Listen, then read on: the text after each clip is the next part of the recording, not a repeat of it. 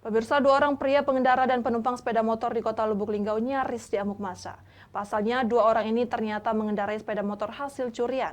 Dan korban yang sudah 1 bulan kehilangan sepeda motor mengenali sepeda motor miliknya.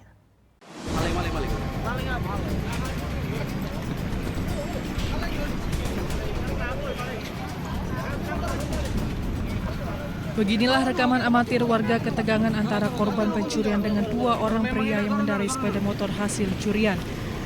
Korban berusaha menghadang dua pria tersebut agar tidak kabur.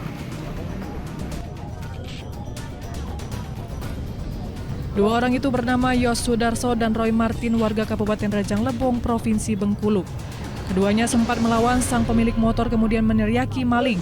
Warga kemudian berdatangan dan dua orang pria tersebut nyaris menjadi bulan-bulanan warga. Lalu dua pria itu sempat dibuat bingung saat dihentikan oleh korban dan tidak menyadari kalau sepeda motor yang digunakan merupakan sepeda motor hasil curian. Pria yang diketahui bernama Roy Martin itu mengaku membeli motor dari orang yang tidak dia kenal dengan harga Rp4.500.000 tanpa dilengkapi surat menyurat dan plat motor kendaraannya sudah diganti kode wilayah Provinsi Bengkulu. Insiden tersebut terjadi di Jalan Yos Sudarso, Kelurahan Waterfang, Kecamatan Lubuk Linggau Timur 1. Cirian dari bodinya, bodi, kaca spion kan, sama lampu sennya ini. Lampu sennya kan yang belakang kan sebelah kanan nih, yang belakangnya udah hidup, yang depan hidup.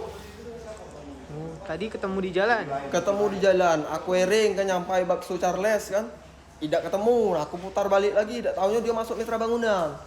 Nah aku nengok kan, pas motor aku, pikir aku kan, nah aku cegat tuh, pas aku nak nengok baik-baik kan, dia nak lari, aku tarik itu terbalik itu baru dia itu. Dia sempat nak kabur tadi tuh. Guna menghindari amukan massa, kedua pria tersebut langsung diamankan ke Mapolsek Lubuk Linggau Timur guna dimintai keterangannya. Dari Lubuk Linggau, Sudirman, iNews melaporkan.